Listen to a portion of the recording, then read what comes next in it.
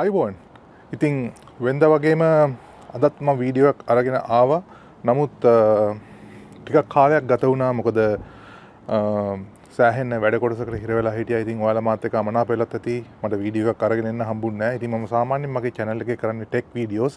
ඒ වගේම මම දේශපාලන සම්බන්ධයෙන් ටිකක් කතා කරනවා. හැබැයි ඉතින් අද අරගෙන ආවලා තියෙන්නේ ටෙක් සම්බන්ධයෙන් වීඩියෝ එකක් නෙමෙයි. ඇත්තට මේක දේශපාලන සම්බන්ධයෙන් වීඩියෝ එකක්. ඉතින් ඔයාලා දන්නවා පෞගේ කාලේ මගේ channel එක බලුව කට්ටිය ඔයාලා දන්නවා ඇති මම දේශපාලන සම්බන්ධයෙන් ගොඩක් දේවල් කතා කරලා තිබුණා. මේ දැන් පවතින NPP ආණ්ඩුව බලයට පත් වෙන කලින් NPP ආණ්ඩුව බලයට පත් කරගන්න මම යම් ප්‍රකාශ ඉදිරිපත් කරලා තියෙනවා මගේ YouTube channel එකේ. ඉතින් ඒක මට අදාළ දේශපාලනයේ ඇත්තටම මට අදාළ නැති වුණත් මට හිතුණා ශ්‍රී ලංකාවේ අනාගතය වෙනුවෙන් ශ්‍රී ලංකාව වෙනුවෙන් මේ අලුත් පක්ෂයක් ඒ වගේම අලුත් කණ්ඩායමක් අපේ ශ්‍රී ලංකාව බාරගත යුතුයි, බාර අරගෙන ශ්‍රී ලංකාවේ අනාගතය සැකසිය යුතුයි කියලා. ඉතින් ඒක හින්දා ඒ වගේම මම බලාපොරොත්තු වුණා වගේම NPP එක ජයග්‍රහණය කළා. දැන් අවුරුද්දකුත් ගත වුණා. ඉතින් දැන් මට මේ කතා කරන්න අවශ්‍ය කරන්නේ පොගේ දවස්වල මම දැක්ක දේවල් වල හැටියට YouTube එකේ තියෙන ගොඩක් දේවල් වල හැටියට මගේ හිත මම දන්නේ මේක මට මේ වීඩියෝ එක මට නොකර බැරි වුණා.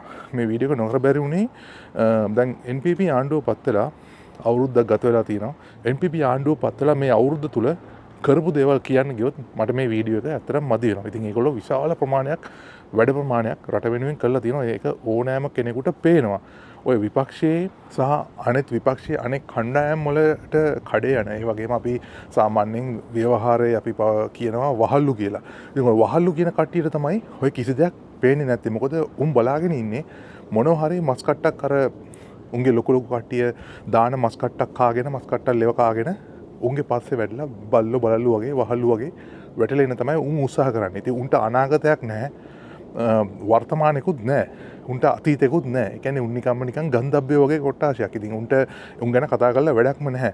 නමුත් මට මේ ඇහෙන්න තියෙන කතාවල හැටියට දැන් මේ 21 වෙනිදා දැන් මොකද එකක් පටන් ගන්න තියෙනවා. ඉතින් මම දන්න තරමින් ඕක පටන් ගත්තේ ඕකේ concept එක නිර්මාණය කරේ මම දන්න තරමින් අපේ සීයා කියලා කියන්නේ මගේ සීයා නෙමෙයි රටේ සීයා රනිල් වික්‍රමසිංහ තමයි ඒ පක්ෂයේ විසින් තමයි මම දන්න තරමින් concept එක නිර්මාණය කරේ. නමුත් දැන් කරතියන් යන්නේ ওই නාමල් රාජපක්ෂ ඇතුළු හොර නඩේ කොටස. ඔය අපි පනලා කුජිත කළා එළවලා දැම්මේ. ඔය සෙට් එක තමයි ආයිමත් පාරක් දැන් මේ වෙන දේවල් කියාගෙන දැන් ඔය ඉදිරියට එන්න හදන්නේ. ඒ වගේම මට බොහොම කනගාටුදායක දෙයක් මට මේ පෞද්ගලික YouTube එක බලනකොට මට දැක ගන්න ලැබුණා. ඒ තමයි දැන් ඔය YouTube කරුවෙක් ඉන්නවා සේපාල් අමරසිංහ කියලා. ඉතින් ඔය සේපාල් අමරසිංහ ඒ දවස්වල මාලිමාවට කෝටියක් කියලා කන්සෙප්ට් එකක් හදලා ඒක දිගටම ප්‍රචාරය කරගෙන ඉතාමත් හොඳ සේවයක් කරා අවංකවම. නමුත් පස්සේ කාලෙකදී දැන් මේ මිනිස්සයා මේ එක අයත් එක්ක එකතු වෙලා මේ මාලිමාවට කරන කෙනහිලිකම්, ගැරහිලි මේ වගේ දේවල් දැක්කම හිතේ පුදුම කනගාටුවක් ඇති වෙනවා. ඉතින් මම හිතනවා මිනිස්සුන්ට මේ වගේ පැති මාරු කරන්න පුළුවන්ද කියලා. ඉතින් ඒකට හේතුව තමයි දැන් උදාහරණයක් වශයෙන් සහෝදර සහෝදරියනි දැන් බලන්න මේ මාව අරගෙන මම දේශපාලන සම්බන්ධයෙන් උනන්දු වුණාට මම දේශපාලනේ කරදියන් යන පුද්ගලයෙක් නෙමෙයි. මට ඒ අවස්ථාවේදී හිතුණා NPP එකට යම් කිසි විදිහකින් උදව්වක් කරන්න ඕනේ. NPP එක ආවොත් රටට සේවයක් වෙයි. රටට අලුත් දෙයක් වෙයි කියලා. ඉතින් මම NPP එක වෙනුවෙන් කටයුතු කරා. NPP එක ඇවිල්ලා තාම අවුරුද්දක් විතරයි වුණේ. ඉතින් මට ඇත්තට මේගොල්ලන්ගේ ඉතාමත්ම හොඳ පොසිටිව් ෆීලිං එකක් මට තියෙනවා NPP එක ගැන. තව අවුරුදු 3මාරක්වත් අඩුම තරමේ ඒගොල්ලන්ට තියෙනවා. ඉතින් දැන් මේ අලුත් කට්ටිය කියන්නේ NPP එක වැටෙනවා. සතියෙන් වැටෙනවා, දෙකෙන් වැටෙනවා, හෙට වැටෙනවා, අනිද්දා වැටෙනවා. ඔහොම කියනවා. මට නම් කිසිම විදිහකින් අබමල් රේණුක තරම්වත් NPP එකේ වැටීමක් පේන්නේ නැහැ. NPP එක වැටෙන්නේ නැහැ. ඒකට වැටෙන්න විදිහක් නැහැ. වැටෙන්න හේතුවකුත් නැහැ. මොකද ඊටමත් හොඳින් ඊටමත් සාර්ථක අන්දමින් රට කරගෙන යනවා. ඊටම සාර්ථක අන්දමින්. ඉතින් මට පේනවා රට ඇතුලේ මිනිස්සු. රට ඇතුලේ ඉන්න මම කියන්නේ වහල්ලු ගැන නෙමෙයි. පොදු ජනතාව. ලංකාව ඇතුලේ ඉන්න කන බොන පොළොවේ පය ගහලා ඇවිදින ජනතාව ඉතාමත් හොඳින් එයාලගේ ජීවන කටයුතු ඒ වගේම දේවල් කරගෙන යනවා. මම කියන්නේ හැමදේම 100%ක් හරි කියලා. අමාරුකම් තියෙනවා හැමෝටම. කොහේ හිටියත් මේ ලෝකේ කොහේ හිටියත් ඒ අමාරුකමේ කිසිම අඩුවක් නැහැ. අමාරුකම් තියෙනවා. නමුත් මිනිස්සෙක්ගේ මූණක් අරගෙන බැලුවම මිනිස්සෙක්ගේ හැසිරීම රටාව අරගෙන බැලුවම අපිට පේනවා මේ මිනිස්සයා ඉන්නේ දුකෙන්ද සතුටෙන්ද කියලා. ඉතින් ලංකාවේ ඉන්න බහුතරයක් මිනිස්සු බහුතරයක් ඉන්නේ ඉතාමත් සතුටින්. ඒගොල්ලන්ට ප්‍රශ්නයක් නැහැ. දැන් දේශපාලනය සම්බන්ධයෙන් ඒගොල්ලන්ට ප්‍රශ්න මුකුත්ම නැහැ. ඒගොල්ලෝ රජයක් පත් කරගත්තා. දැන් මේ රජයේ වැඩ කරන් යනවා. ඒගොල්ලොන්ට යම්තා දුරක වක්‍රාකාරව යම්කිසි විදිහකින් යම් උපකාර ඒ රජය විසින් කරලා තියෙනවා. ඉතින් ඒ හින්දා ඔවුන් සතුටෙන් ඉන්නවා. තිබුණු රජවැන්න වලට වඩා 100,000 ගුණයකින් හොඳයි මේ රජය. ඉතින් ඒක ඕනම මෝඩයට තේරෙනවා. මේ වහල්ලු කොට්ටාසයක් ඉන්නවා වටේ වට වෙලා. මුන් තමයි මේ YouTube හදාගෙන ඊට පස්සේ ඊට අමතරව Facebook pages හදාගෙන එක දේවල් කර ඒවශ්‍ය Facebook එකේ එක රූමර්ස් එක වැරදි දේවල් අලුත් ආණ්ඩුව සම්බන්ධයෙන් ෂෙයා කරගෙන මේ යම් විනාශකාරී දේවල් කරන්නේ මේ ආණ්ඩුව වටවන්න උත්සාහ කරන්නේ මේ සුළු කොට්ටාසයක්. මේ සුළු කොට්ටාසයක් තමයි මේ ඔක්කොම දේවල් කරගෙන යන්නේ. ඉතින් ඒගොල්ලොන්ට ඕනේ රට වැටිලා මිනිස්සු අගාධයේ ඉන්න ඕනම් රට වැටලා මිනිස්සු අගාධයේ ඉන්න ඕනම් තමයි මේ ඉන්න සුළුතරයට පැවැත්මක් තියෙන්නේ. මේ සුළුතරය හිතන්නේ ඔවුන් ගැන විතරයි. ජනතාව ගැන හිතන්නේ නැහැ. තේරුණාද? ඉතින් ඒ හින්දා මේක තේරුම් ගන්න පුළුවන් කට්ටිය, මේක බලන කට්ටිය ඉන්නව නම් ඇත්තටම මට කමෙන්ට් එකක් දාගෙන යන්න සහෝදර සහෝදරියනි, ඔයාලා මොකද්ද අනුමත කරන්නේ? මොකක්ද අනුමත කරන්නේ? අලුත් රජයද අනුමත කරන්නේ? නැත්නම් මේ හිටපු රට කාපු රට විනාශ කරපු මේ පැලැන්තියද අනුමත කරන්නේ? ඒගොල්ලෝ කියනවා හරියට මේ මැරලා ඉපදිච්ච මිනිස්සු වගේ ඒගොල්ලෝ කතා කරන්නේ. ඒගොල්ලෝ මේ ජීවිතේට රට පාලනය කරලා නැහැ. මේ NPP එක තමයි මේ රට පාලනය කළේ. මේ රටේ තියෙන ඔක්කොම දුර්වලකම් ඔක්කොම NPP එකේ හින්දා. අර මම දැක්ක සාගර කාර්යසම්ද කවුද කියන පුද්ගලයා ඉඳන් කියනවා මේ අනුරගෙන් තමයි මේ කුඩු මත්ද්‍රව්‍ය ආවේ කියලා. මේ අනුරාවට පස්සේ තමයි කියලා මේ පාතාලේ නැගිට්ටේ.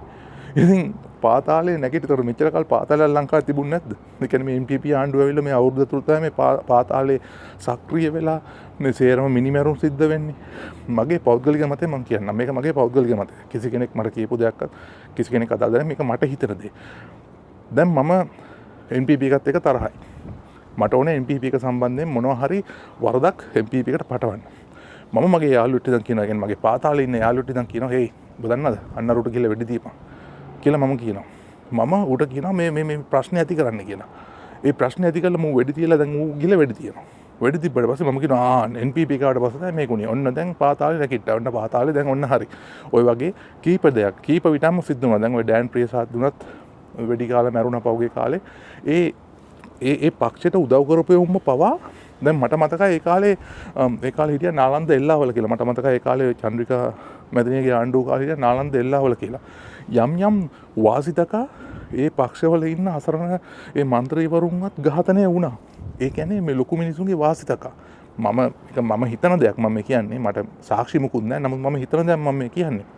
නමුත් ඒ වයින් ඒගොල්ලන්ට වාසි සිද්ධ වුණා. යම් වාසි. ඉතින් ඒක හින්දා තමයි මම කියන්නේ සමහරක් විට මේක ඒගොල්ලෝ විසින්ම කරන දෙයක් දන්නේ නැහැ. මේ කියන්නේ මේ මෙච්චර කල් පාතාලේ හැන්ඩල් කරේ NPP එකෙන් නෙමෙයි කියලා අපි හැමෝම දන්නවනේ. පාතාලේ හැන්ඩල් කරේ මේ හිටපු ආණ්ඩුව වලින්ම තමයි. ඉතින් ඒ හින්දා ඒගොල්ලෝ මේ තාම පාතාලේ ඉන්න කට්ටිය තමයි, පාතාලේ ඉන්න මේ ලොකු කියන කට්ටිය මෙයාලගේ තාම හිතවත්තු. ඉතින් ඒගොල්ලන්ට ඕඩර් එක දෙනවා, "හේ උඹ ගහපන් මෙහාට, උඹ ගහපන් මෙහාට, උඹ මෙහෙම කරපන්" කියලා කිව්වහම උන් කරන්නේ කියලා වෙඩි තියෙනවා. දැන් මේ කාගේ ආණ්ඩුවද තියෙන්නේ? දැන් මේ NPP එකේ ආණ්ඩුව තියෙන්නේ. NPP එකේ ආණ්ඩුව යටතේ තමයි දැන් මේ යුද්ධ මේ වෙඩි තැබීම් සිද්ධ වෙන්නේ NPP ආණ්ඩුව යටතේ. ඉතින් ඒ හින්දා NPP ආණ්ඩුවට පුළුවන් බ්ලේම් කරන්න. ඉතින් අනිත් විපක්ෂයෝම් නැට්ට උස්සගෙන MPP ආණ්ඩුවට බ්ලේම් කරනවා. මේ උන් කරගෙන මේ ඔක්කොම උන් තමයි මේ කරන්නේ මේවා. මගේ පෞද්ගලික මතය ඒකයි. මම කියනවා උන් තමයි මේවා කරන්නේ කියලා. මොකද දැන් අනිත් එක දැන් පහුගිය ආණ්ඩුව වලින් ওই පාතාලයට උනත් තිබුණා ලොකු ආවරණයක්. දැන් ඒ ආවරණය නැහැ. ඒ ආවරණය නැති වුණාම උණුත් පිස්සු වැටලා. දැන් උන්ට නෑනේ ලොක්කෝ උදව් කරන්න කවුරුත් නෑනේ. උණුත් පිස්සු වැටලා ඉන්නේ. දැන් ඒකින්ද දිගට හරට හවු වෙනවා. මට ආරංචි දැන් මේ 7 දිනද කොහෙද ඩුබායි වල ඉන්න කට්ටිය බාර වෙනවා කියලා කිව්වා කියලා. ඉතින් ඉතාමත් හොඳ දෙයක්. ඉතින් බාර වුණොත් අපිට පුළුවන් මින් ඉදිරියටත් ඒගොල්ලෝ ඇවිල්ලා නිකන් බාර වෙන්නේ නැහැ. ඒගොල්ලෝ කියයි මෙන්න මෙහෙ මේ අහවල් තැන් වල අහවල් දේවල් තියෙනවා. අහවල් කෙනා තමයි මෙහෙම කරේ කියලා. ඉතින් අපිට තව ගොඩක් ඉදිරියට යන්න පුළුවන්. දැන් ඒ වගේම දැන් මාර්ග සැකසුම් ක්‍රමය NPP එකේ විසින් කරන් යනවා. දැන් නතර වෙච්ච වැඩ කරන් යනවා. මේ අලුත් අයවැයෙන් දැන් ගොඩක් අයට වාසි සිද්ධ වෙලා තියෙනවා. දැන් වතුකම් කරුවන්ට 100 ගිහිල්ලා ගහපු බොරු ඔයාලා දකින්න නැතිනේ. 100 කියපු බොරු වතුකම් කරුවන්ගේ වැටුප 1800 කරනවා කියලා ගහපු බොරු ජීවිතේට වැඩි උත් නැහනේ. දැන් මේ පාර ඒගොල්ලෝ හොඳ සොලියුෂන් එකක් අරන් ආවා දෙනවා. මේ පාර ජනවාරි 1 වෙනිදා ඒගොල්ලන්ගේ වැටුප අනිවාර්යෙන් වැඩි වෙනවා. මොනවද කිව්වේ? අපි රජෙන් 200ක් දෙන්නම්, ඔයාලත් 200ක් දෙන්න. එතකොට 400ක් වැඩි වෙනවා, 1750ක් හම්බ වෙනවා. හොඳයිනේ. වැඩේ හොඳයි. ඉතින් හොඳට යනවා. මම හිතනවා 100%ක්ම මේ ආණ්ඩුව විසින් ඒකවා මේ අයවැය තියෙන දේවල් 100%ක් ඒ විදිහටම කරයි කියලා. මොකද ඔයාලගේ ජනාධිපති අපේ ජනාධිපති රටේ ජනාධිපති අනුර කුමාර දිසානායක මහත්තයා සෙල්ලම් බඩුවක් නෙමෙයි. හොඳට ලෝකේ කාලේ වතුර බීලා ඉන්න පුද්ගලයෙක්. ඒ වගේම දුප්පත් තැනක ඉඳලා දුප්පත් තැන හැදිලා වැඩිලා දුප්පත් තැන ගිහලා ඉහළට ආව මිනිස්සෙක්. උගත් මිනිස්සෙක්. ඉතින් මේ මිනිසයා යමක් නොදැන කරන්නේ නැහැ. දේශපාලනේ අවුරුදු 20කට වැඩි කාලයක් තිස්සේ වැජබෙන්න බෑනේ නැත්තම් ජීවත් වෙන්න බෑනේ නැත්තම් එයා යමක් දන්නේ නැත්තම් එයා දන්නවා කොහොමද කරන්න කියලා. ඒ හින්දා එයා සෙල්ලම් බඩුවක් නෙමෙයි. ඒ හින්දා එයා දන්නවා මොනවද කරන්න කියලා. මම ඔයාලට කියනවා එයාව විශ්වාස කරන්න. එයා විශ්වාස කරලා වැඩ කටයුතු කරන් යන්න. ඇත්තටම රටට හොඳක් වෙයි. බංකොලොත් වෙච්ච රටකින් ඔයාලට බලාපොරොත්තු වෙන්න පුළුවන් මොනවද? හැබැයි දැන් අද රට බංකොලොත් නැහැ. ඒතකොට ඔයාලා කියයි 100 තමයි බංකොලොත්කම නැති කර කියලා. නෑ. ඇත්තටම කියනවා නම් ඒ කාලේ උන් කරේ ණය ගන්නවා කන්න දෙනවා. ණය ගන්නවා කන්න දෙනවා. ඕක තමයි කරේ. අර එක පැත්තකින් ඉහළ ගියාට මිනිස්සු හිතනවා අපේ පැත්තේ අපිට කන්න පොන්න තියෙනවා. එදා වේලා අපිට ප්‍රශ්නයක් නැහැ. හොඳට ආතල් එකේ අපිට ඉන්න පුළුවන් හැමදේම තියෙනවා. නමුත් දන්නේ රට කොච්චර ණය වෙලාද කියලා. උන් කරේ ණය ගන්නවා කන්න දෙනවා. ණය ගන්නවා කන්න දෙනවා. කවදාවත් රට ඇතුලේ නිෂ්පාදනයක් කරේ නැහැ. රට ඇතුලේ දේශීය නිෂ්පාදන කරන්න ඕනේ. අපි ඉම්පෝර්ට් එක්ස්පෝර්ට් කරන්න ඕන. හැම එකම. අපි ඉම්පෝර්ට් කරනවා වගේම අපි එක්ස්පෝර්ට් කරන්නත් ඕනේ. ඉතින් ඒව කර තමයි රට ඇතුළට ආදායම නිර්මාණය කරගෙන අර ණයත් බේරගෙන තමයි අපි යන්න ඕනේ බැලන්ස් කරගෙන. ඉස්සෙල්ලා හිටපුන් ඒක කරේ නැහැ. ඉතින් ගෝඨාභය රාජපක්ෂ ආවා බලාපොරොත්තු වෙන්නේ නැහැ කොවිඩ් වගේ වසංගතයක් එයි කියලා. කොවිඩ් ආපු ගමන් මොකද උනේ? අර සේරම බ්ලෝ අප් වුණා. සේරම බ්ලෝ අප් වුණා. අර මෙච්චර කල් හදාගෙන ආපු අර ණය අරගෙන කුලි ගහලා තිබුණ භාණ්ඩාගාරේ හිර වෙලා හොරා කාලා තිබුණ භාණ්ඩාගාරේ මෙන්න එකපාර පුපුරලා ගියා. කිසි දෙයක් කරගන්න බැරි තත්ත්වයටපත් වුණා. හිර වුණා. නමුත් දැන් NPP එකෙන් ඕක ලස්සනට බැලන්ස් කරන් යනවා. ඒක මුළු ලෝකෙටම පේනවා. අපි හැමෝටම පේනවා. ඒ වගේම මේ ලෝක බැංකුව පිළිගන්නවා. ලෝකයේ අනිත් රටවල් පිළිගන්නවා ශ්‍රී ලංකාව කොතනද තියෙන්නේ කියලා. ඉතින් අපි ඒව විශ්වාස කරන්න ඕනේ නේද? ලෝකෙට බොරු කරන්න බෑනේ. ලෝකෙ මිනිස්සු කියන දේ අපි විශ්වාස කරනවා. ඉතින් අනිවාර්යයෙන්ම අපි හිතනවා හෙට දවසේ හොඳ අනාගතයක් ඇති වෙයි කියලා. ඉතින් 21 වෙනිදා යන කට්ටිය ඔයාලට ගාණක් හම්බ වෙනවා නම් කීයක් හරි දෙනවා නම් කියන්න කෙලිම 15000 අඩුවෙන් බෑ කියලා. යන්න ගිහිල්ලා කන්න බොන්න ගිහිල්ලා එන්න 15000 අරගෙන ගිහිල්ලා එන්න. හැබැයි ඉතින් ඡන්දේ එන වෙලාවට ඔයාලා දන්නවා කාටද ඡන්ද දෙන්න ඕනේ කාවද ඉදිරියට ගෙනියන්න ඕනේ කියලා. ඉතින් කවදාවත් පොහොට්ටුවට නම් ආයෙ නැගිටීමක් නැහැ. ඒක ගැන කතා කරන්න දෙයක් නැහැ. කතා කරන්න දෙයක් ඇත්තෙම නැහැ. ආයෙ මේ හොර දෙටුව ටික ගෙන්න ගන්න එපා. මේ රට දැන් ස්ථාවර වේගෙන බොහොම කල්පනාකාරීව ඉදිරියට යනවා. ඉතින් ඒ හින්දා තව දුරටත් ඒක වට ගන්න එපා. තව දියුරටත් ඔයාලගේ හොඳ ක්‍රමය, ඔයාලගේ අවංක ක්‍රමය, ඔයාලගේ මේ ආණ්ඩුව පරිසම් කරලා තියාගන්න ඒක ඉදිරියට වැදගත් වෙනවා. ඒ වගේම තව දෙයක් මතක තියාගන්න සහෝදර සහෝදරිනි අනුර කියලා කියන්නේ බල තණ්හාවෙන් ජීවත් වෙන මිනිස්සු නෙමෙයි. එයා යන්න තියෙන ඉහළම තැනට දැන් ඇවිල්ලා ඉවරයි. එයා තව පාරක් සමාගයට ඡන්ද ඉල්ලයි. එහෙම ඉල්ලුවොත් ව්‍යවස්ථාව හැටියට දෙපාරක් ඡන්ද ඉල්ලන්න පුළුවන්. ඊට පස්සේ එයා ලස්සනට රිටයර් වෙලා ගිහලා එයාගේ ජීවිතේ එයා ගෙවයි. එයා ඒ ජීවිතේ ගෙවල ඉවරලා එයාගේ අම්මා ඉන්නවා. එයාට පවුලක් තියෙනවා. එයා ඒ ජීවිතේ හරියට ලස්සනට ගෙවයි. ඒ වගේම එයා උපදේශකයෙක් වශයෙන් NPP එකට ඒ විදිහට ඒ අවශ්‍ය කරන අනුශාසනා ලබා දෙයි අනිවාර්යයෙන්ම. ඉතින් රට ඉදිරියට හොඳට යයි. ඒ හින්දා මතක තියාගන්න ඔයාලා ගහන ඡන්දය ඔයාලා උදව් කරන්න ඕන කාටද? ඔයාලා ඉන්න ඕනේ කාගේ පැත්තද කියලා ඔයාලම තීරණය කරන්න. ඔයාලගේ අනාගතේ ඔයාලා තීරණය කරන්න. දැන් මේක පාරක් ඔයාලා තීරණය කරලා NPP එකට ජයග්‍රහණය කරන්න දුන්නා වගේ ඒ විශ්වාසය මගේ නම් චුට්ටක්වත් කඩ වෙලා නැහැ. චුට්ටක්වත් කඩ වෙලා නැහැ. මම මීට කලින් මේ NPP එක එන්න කලින් NPP එක වෙනුවෙන්වත් JV එක වෙනුවෙන්වත් කටයුතු කරපු කෙනෙක් නෙමෙයි. අපේ ඔයාලා දන්නවා මම ඉතර කරපු මගේ වීඩියෝ වල දැකලා ඉතින් මගේ දෙමව්පියෝ මගේ මුළු පරම්පරාවම UMP කාරයෝ. ඉතින් UMP එකට තමයි ඒගොල්ලෝ උදව් කරේ. ඉතින් ඒ වුණාට මමත් ඒ කාලේ UMP එකට තමයි උදව් කරේ. නමුත් මට පෙවුණා මේගොල්ලෝ මේ ඔක්කොම එකතු වෙලා කරන්නේ වෙන ගේමක් ගහන්නේ. මොකද විශේෂයෙන් පිටරට ඉන්න අපි වගේ අයට ඒක හොඳට පේනවා. ඉතින් මේ වෙන ගේම ගහන්නේ රටේ මිනිසුන්ගේ අසරණ මිනිසුන්ගේ ධනය හූරා කාලා. වත්කම හූරා කාලා.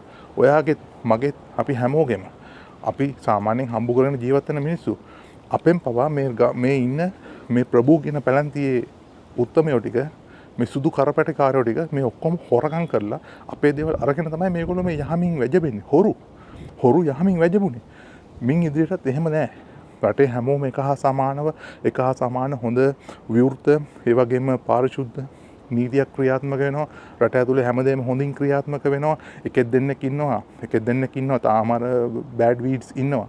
තාම ඉන්නවා. ඉතින් උන්වත් අනාගතයේ ඔය කට්ටිය අර සක්‍රීයක වෙලා හොඳට මිනිස්සු දියුණු වෙගෙන එනකොට අරුන් නිබේම හැලිලා යනවා. උනුත් ඉබේම නැති වෙලා යයි. ඉතින් මගේ සහෝදර සහෝදරියනි ඉතින් 21 වෙනිදා සිද්ධ වෙන දේ සම්බන්ධයෙන් හොඳට ඇහැ ගහගෙන ඉන්න. මොකද්ද සිද්ධ වෙන්නේ කියලා හොඳ කල්පනාවෙන් ඉන්න. ඉතින් ඔය විශේෂයෙන් ඔය සේපාල්ලා වගේ දෙපැත්ත මාරු කරන දෙපත් නයි එක්ක වැඩි ආශ්‍රය කරන්නත් එපා. ඒගොල්ලන්ව වැඩි විශ්වාස කරන්නත් එපා. මමත් මිනිහව සබ්ස්ක්‍රයිබ් කරලා තමයි හිටියේ ඒ කාලේ.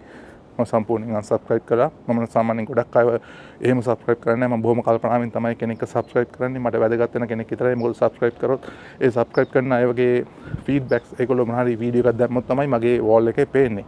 ඉතින් මම කැමතියි මම නිතරම දකින්න කැමති අයගේ ඒවා වෝල් එකේ එනවා. ඉතින් මම කැමතියි මම විශ්වාස කරන අයගේ දේවල් මගේ වෝල් එකේ පේන තියෙනවා. ඒකට මට පුළුවන් ක්ලික් කරලා ඉවරලා ගිහිල්ලා කැමති නම් ඒක අහන්න. ඉතින් මම ගොඩක් අය වගේ ලංකාවේ වැදගත් අය ඉන්නවා, වටිනා ඉන්නවා, වටින YouTube channels තියෙනවා. ඉතින් මම ඒව ඔක්කොම subscribe කරලා තියෙන්නේ. මම ඒව අහනවා. ඉතින් පුළුවන් වෙලාවක ඉතින් මම ගොඩක් busy කෙනෙක්, මම ගොඩක් මහන්සිලා වැඩ කරන කෙනෙක්. ඇමරිකාවේ හිටිය කියලා මේ ධනවත් සැප පහසු නිකන් සුල්තාන්ලා වගේ ජීවත් වෙන්න පුළුවන් කමක් අපිට නැහැ. අපි ගොඩක් මහන්සි වුණොත් තමයි අපිට හම්බ කරන්න පුළුවන්. මහන්සි වෙලා තමයි අපි වැඩ කරොත් තමයි අපිට කන්න පුළුවන්. එදා වෙලා අපිට කන්න පුළුවන් අපි වැඩ කරොත්. කීයක් හරි හොයා ගන්න පුළුවන් අපි වැඩ කරොත්. ඒ අරන්න අපිට මේ නිකන් සල්ලි වෙන ක්‍රමයක් නෑ. අපිට බිස්නස් නෑ.